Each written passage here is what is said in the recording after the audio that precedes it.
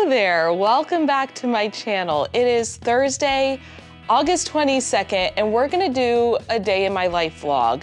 It's almost the end of the second week of school.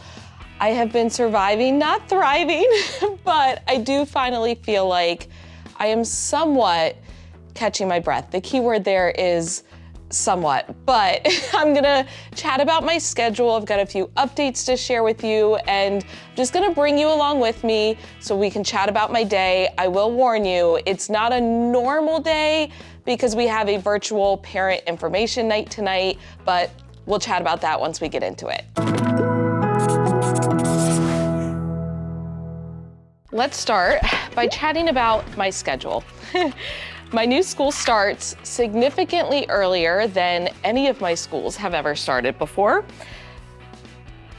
So students start arriving at 7:15 a.m. and previously, I wanna say students came in at like 9:15, so that's a good 2 hours earlier, which has meant a pretty substantial schedule change for me. So currently, I've been waking up around 5 a.m., leaving my house somewhere between 5:30, 5:45, and getting to school around 6, which is crazy to think about because if you have followed me for a while, then you may remember 3-4 years ago, I did some monthly challenges, and one of my monthly challenges was waking up at 5 a.m. every day for a month. I did it, but it was a struggle. And now here I am waking up at 5 a.m. and getting to school at 6. I don't even know who I am anymore. But that being said, I am adjusting. I don't know if I'm, loving it, but we're surviving. We're getting through. And you may notice one of the first things I do when I get into my classroom is I make myself some tea. It's a very small thing, but it's something I look forward to each day. Heat, iced tea, 3 sugars, 5 creams. I've shared this before in vlogs. I've never been a tea drinker, but I have become obsessed with the cinnamon apple spice tea from Celestial Seasonings. I buy these now in bulk and I make myself some tea. I also invested in, I don't know what to call it, but you use it to squeeze the tea bag because I was previously doing it with my fingers and a spoon and I was burning them every day, so this was a good choice. But I just got myself a little mini electric kettle, so I come in, I get the water boiling, I pour it into my cup so it can steep, and then I don't drink it until my planning time, which is like almost 4 hours from now, and somehow it's still hot. But it just gives me something nice to look forward to as I get into the room, because I am not a morning person. I'm typically the first one here. I think every day since the start of school, I've been the first one here, which has never happened in my entire life. So it is a year of just embracing newness. And story time while we wait for the water to finish boiling. I never told y'all, but on the first day of school, I got into my car, which it's now pitch black when I leave in the morning, and my tire pressure light came on. And I was like, oh no, not today, car, not today. Just get me to school safely, which thankfully I made it without any issues. And I made it through the rest of the week because again, didn't have time, barely surviving, just trying to make it to the weekend. Finally, over the weekend, I took my car in and I had a significant screw, several inches long, sticking out of my tire. I had to get the whole tire replaced. Not a fun time, but someone was looking out for me because that could have been disastrous on the first day of school, but we made it.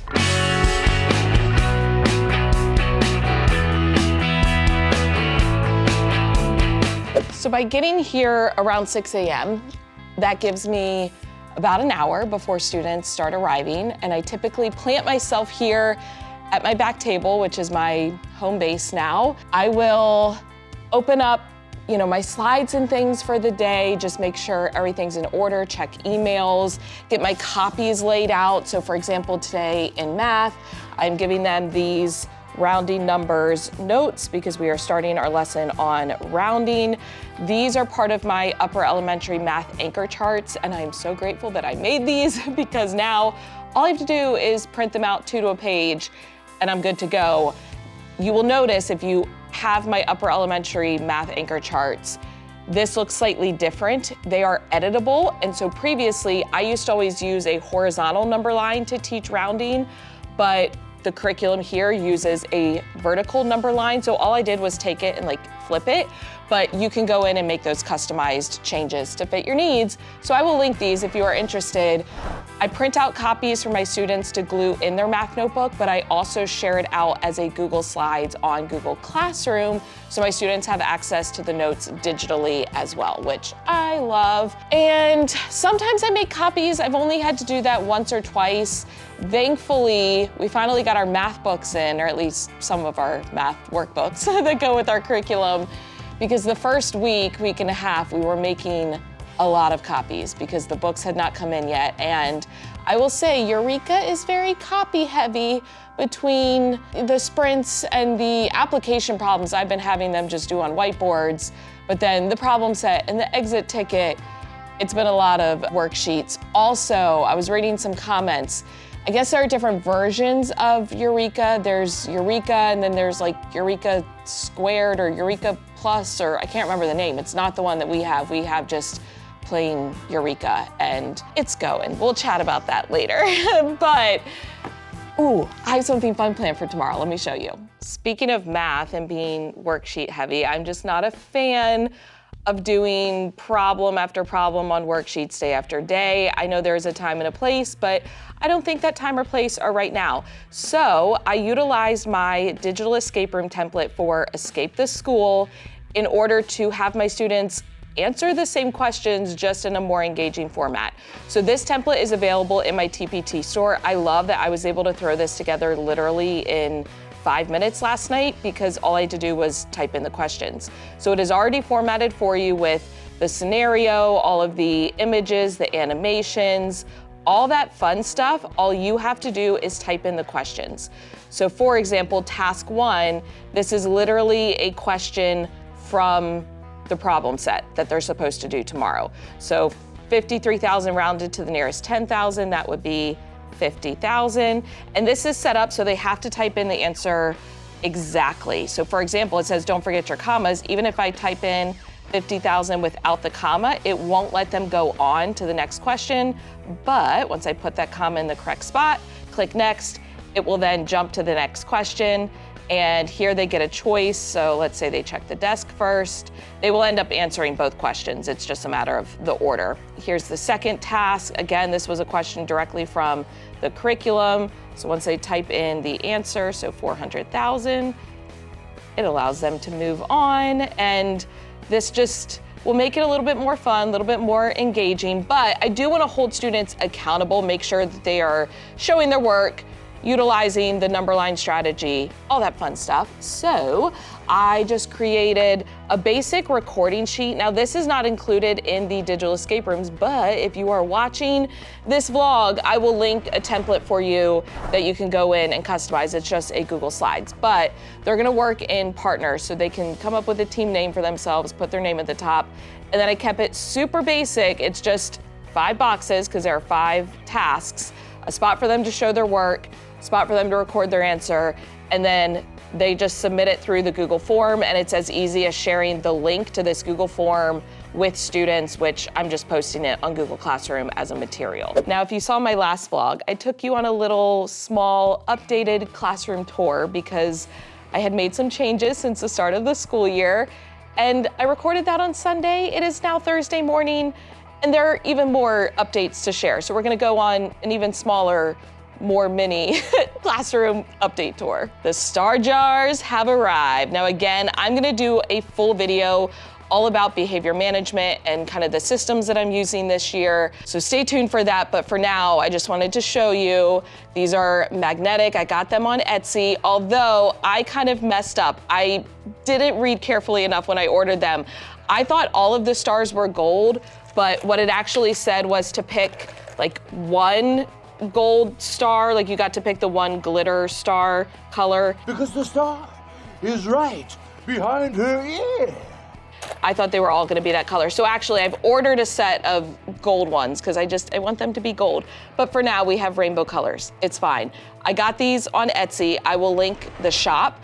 The seller is actually based out of the UK, and I was shocked at how quickly they arrived.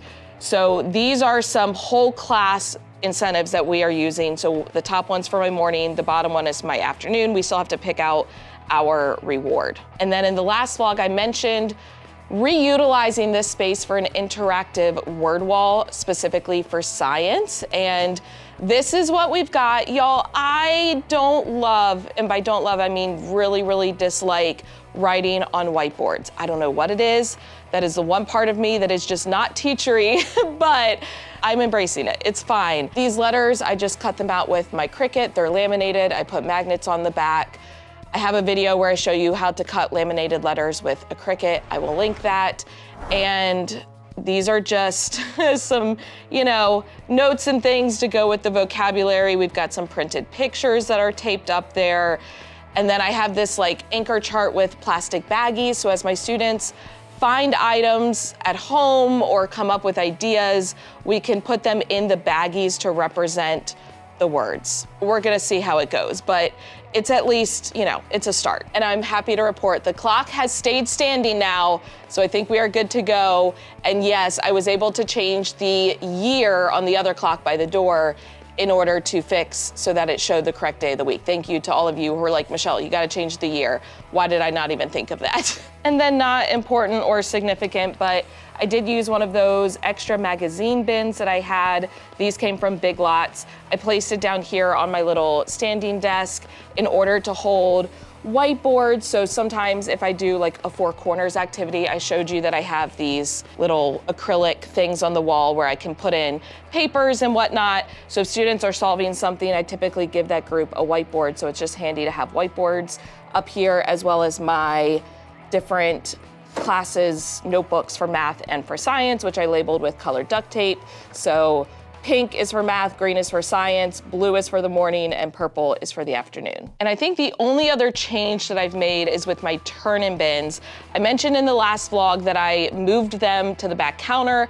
I also ended up turning them around just to utilize the space a little bit more.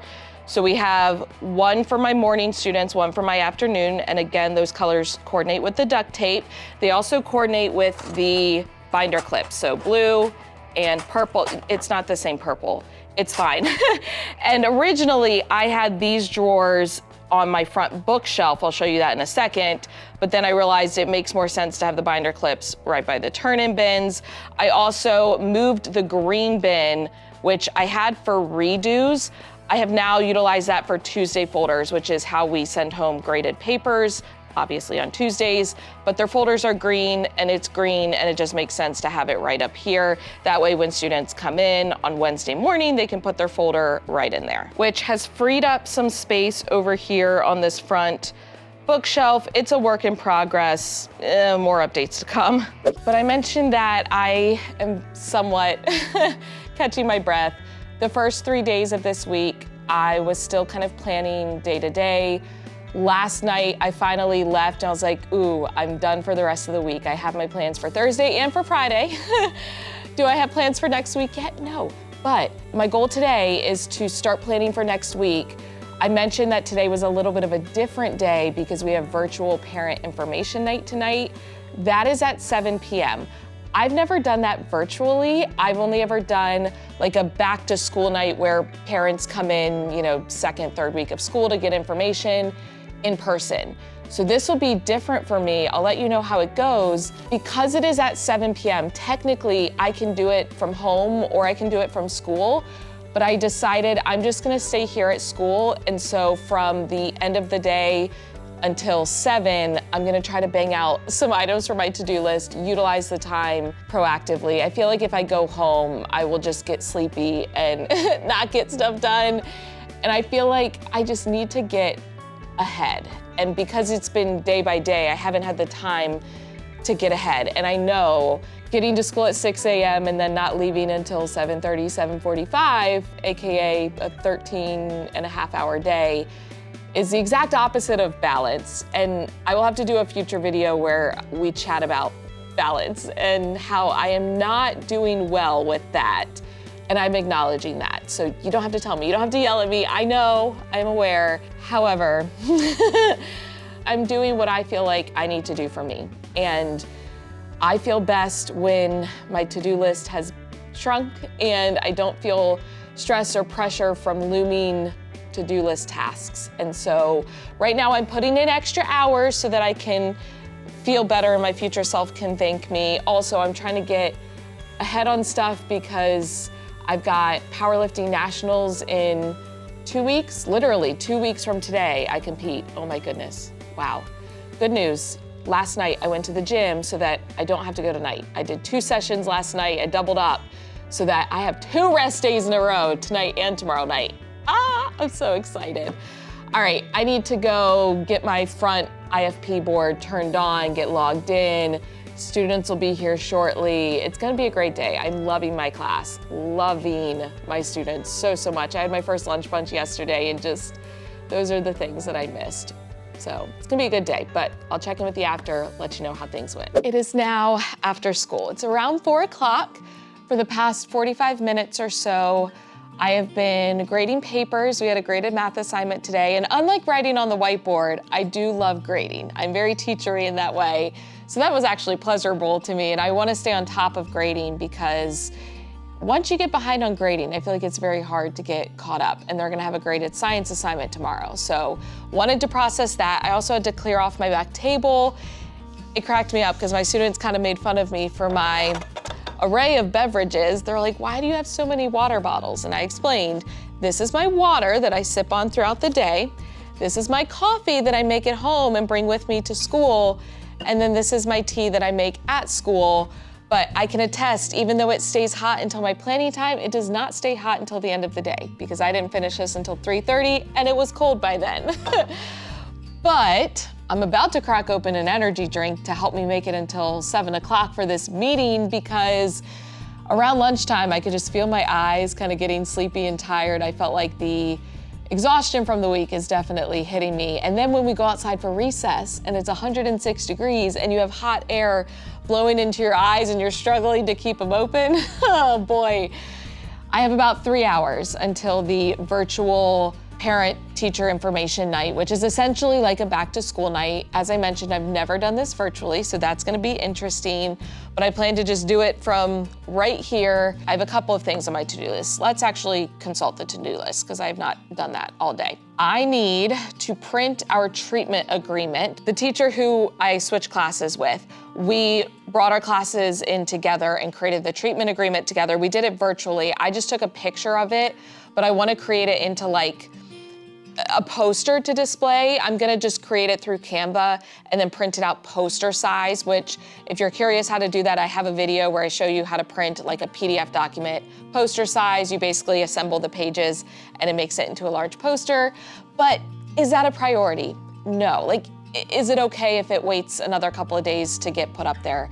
Yes. So in reality, I should either create my emergency subbinder, which is a daunting task because it's gonna take a while. Although shout out to one of my amazing coworkers who, she just finished creating hers and she's like, here you go, like use it as a template, use it as a guide. And obviously I've created emergency subbinders before. I have a subbinder template. I have subplan templates, which if you're interested in those, link will be down in the description box. It's just a matter of rewording everything to fit the current procedures for my school. And I don't think I have the brain capacity for that tonight. So instead, I'm gonna spend this time getting some math plans done for next week. That way I can leave tomorrow, hopefully at an earlier time, and know that I am planned out for next week. So let's do that, see how far we get, and then I wanna show you some of the things for the parent information night. Since this is a virtual parent information night, we are just hosting a Zoom meeting, showing a slideshow, and in addition to that, to help facilitate it and make sure that it runs smoothly, we shared out a Google form for parents to submit questions. So this is what that looks like. It's pretty simple. It also links directly to the slideshow as well as a Google Doc, which I will show you in a second. But this is the bottom of the form. It's just parent name, student name, question, and general comment. Then this is what the Google Doc looks like that goes with it. So as questions come in, we can post them here along with the answers, and they can check back on this document to be able to get the answers in real time, not necessarily during the presentation, but like after the fact. They can always submit additional questions and be able to get their answers. And then I mentioned slides. So when I sent out the link to the slides, I sent it so that when they open it, it's directly in present mode. So it looks something like this. Now, in order to show you what that looks like, I'm just gonna use this like example science lesson. And if you notice up here, the URL for the science lesson, if I click onto a different slide, the very end of the URL actually changes. So one little Google Slides hack is if you are on a certain slide, you copy the link and then use that link. When you open it, it will open the slides directly to that slide. So it's a really easy way to keep track of if you left off on a certain slide during a lesson, or you want to share a specific slide with a student or a family, you can do that. But you can also share the slideshow so that only it opens up in present view. So in order to do that, if you go to your sharing and share with others, anyone with the link can view. If you copy that link, and then when you paste it, you're gonna delete the last part of the link up until the slash. So you'll see the word edit, delete the word edit, and then you're going to just type in present. And when you hit enter, it will then take them directly to present mode. So if you're ever sharing slides with someone and you don't want them to view it in like the typical edit mode, you can just manipulate the URL so that when they open it, it goes right to present mode. Parent information night was a success, at least I think it was. No tech issues, which is always a good thing. I was, however, running right up until the wire because I went to make copies, because even though most of our math books have come in for the curriculum, we do not have enough for the whole grade level. So one of the classes does not have their workbooks yet, so we have to make copies of the things. This is information you don't need, but I'm sharing it anyway. And I was making copies right up until about 6:57, and I was running back to my room to jump on the meeting at 7. But it is now almost 8 o'clock. Which means I have been here for 14 hours, and that means I need to get out of here because that's way too long to be at school. TGIF, tomorrow is Friday.